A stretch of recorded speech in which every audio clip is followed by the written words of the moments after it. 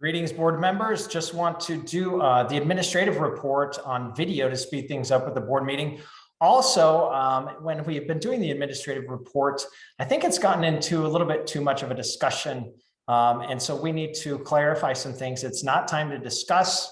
It's for informational purposes only. So when this is presented to the board and to the community, there should not be any kind of extended discussion. There might be some clarifying questions.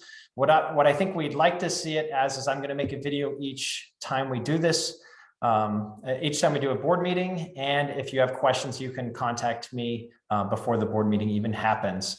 So if you do see something that you'd like to have as a discussion item on the agenda, we can do that. So this is going to be in each one of the administrative reports from here on out, just to make sure that it is clarified for everyone. We have a lot of people to recognize.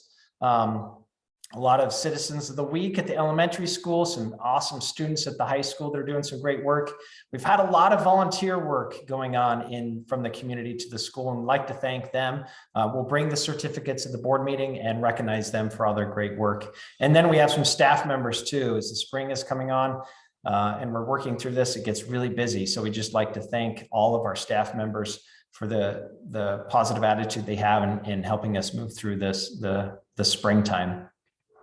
A lot of neat things going on at the elementary school. I'll let you read through those, and at the junior high and high school. Extracurricular activities, we have about 2.5 more weeks, 3 weeks.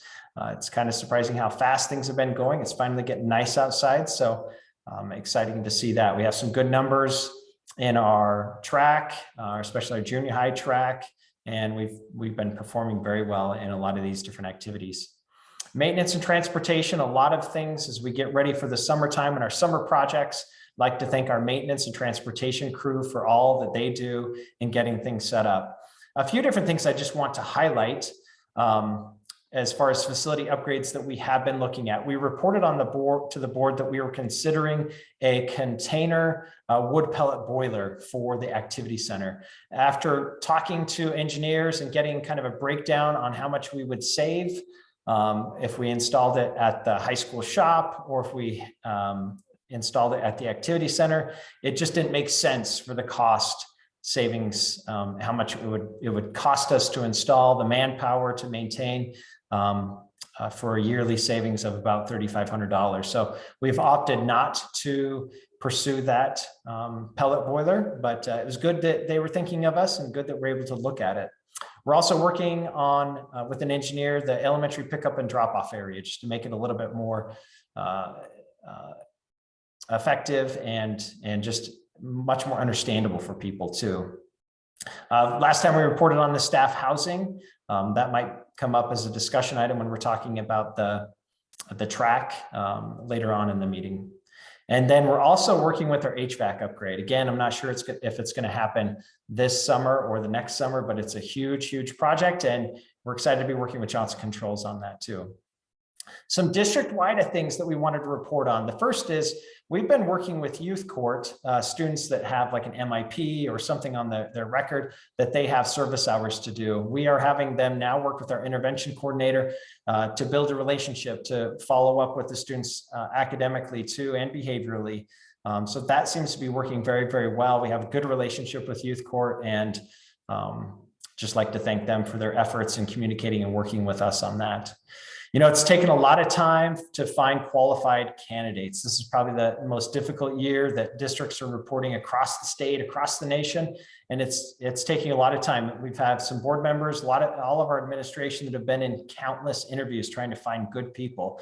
So that's something that's been taking up a lot of time. Part of the discussion that I just mentioned as a teacherage, that's one thing that is on top of everyone's list is can we find housing?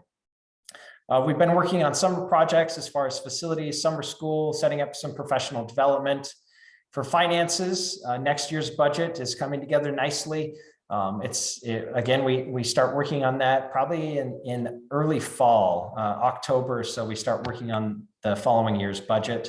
We've completed a Carl Perkins Rural Reserve grant. We're hoping to get that. We've been dealing with our COVID funds. I guess not dealing is a good word. We've been managing them very well and planning on how to best use them. And then also E-Rate. E-Rate helps us fund, it's a federal grant that helps us fund a lot of our technology infrastructure. So that's a grant that we work on every single year. It's been very good for us in helping us set up our network. Also, just want to remind board members of training. If you want to attend any of this school board training, the School Board Association provides training for new trustees, their annual meetings, and school board leadership training. All of those would be great for any board members to attend. And then we have our own in-house training by Elizabeth Calava, who's going to be here on July 20th from 3 to 6. It's tailor-made for any questions that you possibly have. And I'm sure she'd be happy to walk us through any questions or scenarios that the district or the board is facing. So again, if you have any questions specifically about the administrative report or anything else on the agenda, please let me know. This is going to be a video that's going to be included in the agenda, and I'll make a video for the agenda also. So thank you.